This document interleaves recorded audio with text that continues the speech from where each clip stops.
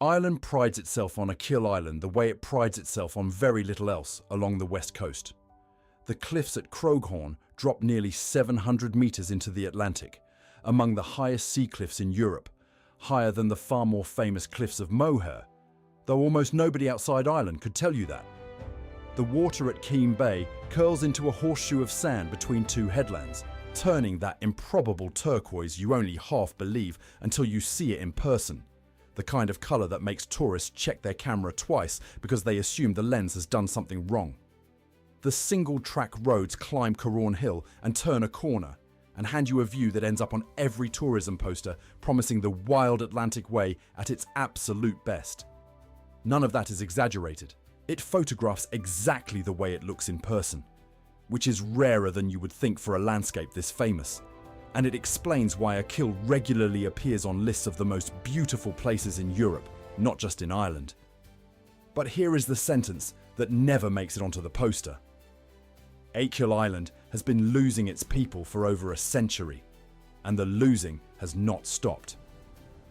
In 1911, the census recorded 5,260 people living on the island near its historical population peak, built on fishing, small farming, and a subsistence economy that had held together for generations despite some of the poorest land in the country. By 2022, the census recorded 2,345 people. That is a decline of 55% in just over 100 years. Not a slow drift, a structural collapse that has never meaningfully reversed, not even during decades when emigration slowed elsewhere in Ireland, and not even through the tourism boom that transformed other coastal areas of the country into thriving second economies. To put that in perspective, if Dublin had lost population at the same rate over the same period, the capital would today hold roughly half the residents it actually does. Walk up to Slievemore on the northern side of the island and the evidence stands in stone. Rows of roofless stone cottages climb the hillside in straight lines, close to 100 structures in total, abandoned so completely that grass now grows where kitchens used to be, and sheep shelter in doorways that once held families of 8 or 10. This was a boolie village, occupied seasonally by families who moved their cattle to mountain pasture each summer, a pattern known in Irish as transhumance that worked for generations until the famine years of the 1840s hollowed out the population sustaining it. Archaeologists who have surveyed the site describe overlapping layers of habitation going back potentially thousands of years, with the visible stone ruins representing only the most recent 19th century chapter of a settlement pattern far older than the buildings themselves, layered over Bronze Age field boundaries still faintly visible from the air. Some families never came back down the hill after the famine years. Others left the island entirely. And by the 1850s, the seasonal boolie tradition at Slievemore had effectively ended, leaving the village to stand exactly as it was abandoned. Here is a piece of that emigration story most visitors never hear. In September of 1937, 10 young Acaill workers, some barely out of their teens, died in a bothy fire near Kirkintilloch in Scotland, where they had travelled as seasonal potato pickers. A grim but common way for islanders to earn cash income. The land at home could not provide. The victims were sleeping in a converted barn when it caught fire, trapped behind a locked door. And the tragedy became a national story precisely because it made visible something Acaill families already understood intimately. Leaving was not a phase of island life. It was the island's economy. A memorial now stands near Kirkintilloch, and Acaill families still make the journey to it every September. A small but pointed reminder that this island's history is written as much in Scottish potato fields as it is in Mayo stone. In the years surrounding that tragedy, it was common for entire families on the island to depend on income sent home from seasonal labour abroad. A pattern that repeated itself with English factory work, and later with construction jobs in Britain and the United States, right through the 20th century. And leaving never really stopped. Fishing declined through the 20th century as larger vessels and European Union quotas reshaped the industry. pushing smaller island operators out of a trade their families had worked for generations, with the number of active local boats a fraction of what it was in the 1950s. Small farming could not compete on land this marginal, mostly blanket bog and rock, unsuited to anything beyond sheep grazing and the smallest of potato plots. Tourism grew steadily from the 1960s onward, helped along by improved road access after the Michael Davitt Bridge connected Acaill Sound to the mainland in 1887, and was later replaced by a swing bridge in 1949, still in use today. But tourism income is seasonal, and a seasonal economy does not keep a 25-year-old on the island through a wet November with no work and no broadband strong enough to hold down a remote job, even if one existed. The island's population pyramid tells this story bluntly. Older residents, retirees, and second homeowners increasingly outnumber the young adults who might otherwise be raising the next generation on the island, and local GAA clubs have openly discussed the difficulty of fielding underage teams in recent years for exactly this reason. The 2022 census confirms this is not a historical story with a tidy modern ending. Between 2016 and 2022 alone, Acaill's population fell by 9.6%. 6 years, not a century, and the direction of travel had not changed. Whatever momentum exists on the island today is working against a headwind that has been blowing steadily since before anyone currently living there was born.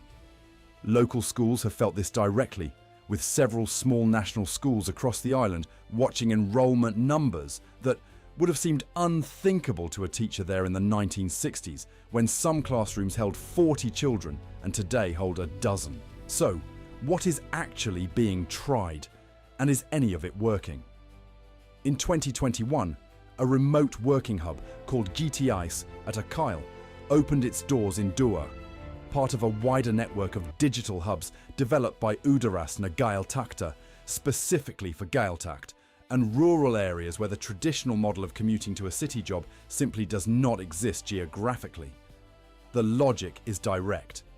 If the jobs cannot physically arrive on a rural island, the desks can, wired into companies based in Dublin, London, or anywhere else, staffed by people who choose to live on Acaill, because remote work finally makes that choice financially possible. The hub offers desk space, meeting rooms, and crucially the kind of dependable connectivity that a home office on the island historically could not guarantee, with symmetrical fibre speeds that would have been unimaginable on the island a decade earlier. Alongside the hub, the National Broadband Plan has been extending fibre connections into parts of the island that spent decades on unreliable rural copper lines. The kind of connection that turns every video call into a small daily gamble and makes remote employers understandably nervous about hiring someone based there. This matters more than it sounds on paper. A hub and a fibre cable will not single-handedly undo a 100-year population trend. But they represent something Acaill has rarely had across that century. An actual economic reason for someone in their late 20s to move here rather than leave. Built on modern remote work rather than the shrinking seasonal tourism and small farming economy that define the island for generations. People involved with the hub describe a small but genuine shift. Professionals relocating from Dublin or Galway who wanted the landscape and finally had the infrastructure to make it practical. Some of them commuting to Dublin-based jobs they never physically visit an office for anymore.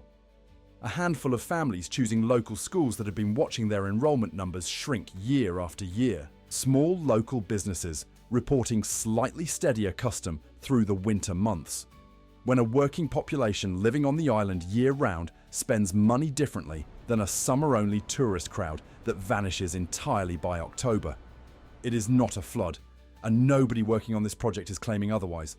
But a trickle moving in the right direction after a century of trickling in the wrong one is not nothing either. Here is where the honesty has to hold though, because the census figures I gave you earlier are from 2022, a full year after the hub opened. And the population still fell 9.6% across that window. Fibre and co-working desks do not undo decades of decline overnight. and nobody serious in local development circles pretends they do. What is being built right now is a bet on the next census in 2027, not a correction of the last one. The people running the hub are candid about this. They talk about a 10-year horizon, not a 2-year one, because reversing a demographic trend this entrenched requires more than one good initiative. It requires housing stock that young families can actually afford in a market where holiday homes now compete directly with locals for the same limited supply, childcare that works around remote schedules, and a critical mass of similar people making the same choice at roughly the same time, so that moving to Acaill stops feeling like an isolated, slightly eccentric decision and starts feeling like joining something already underway. Stand at Keem Bay in the early evening and the place tells you nothing about any of this. The water still turns that impossible colour as the light drops toward the headland. The cliffs still hold their shape against a sky that changes every 10 minutes.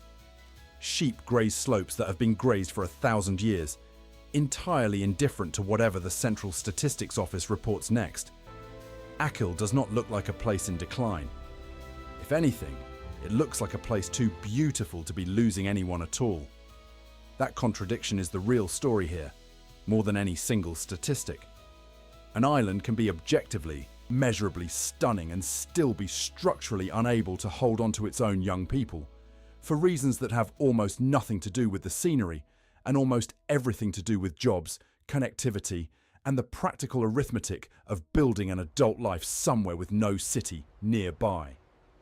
The gteic hub and the fibre rollout are the first serious attempt in a generation to change that arithmetic, rather than simply photograph the view around it. Whether it works in time is the honest, unresolved question. If the 2027 census shows the population stabilising or even edging upward for the first time in over a century, Acaill will have done something it has not managed since before anyone alive today was born. If the decline continues anywhere near its current pace, the island will keep photographing beautifully while continuing to empty out, one departure at a time, the way it has since long before any of us were watching. If you enjoyed this honest look at one of Ireland's most photographed places, please subscribe, like this video, and share it with someone who has been to Acaill or wants to go. Let us know in the comments whether you think the broadband and remote work push will be enough to turn things around.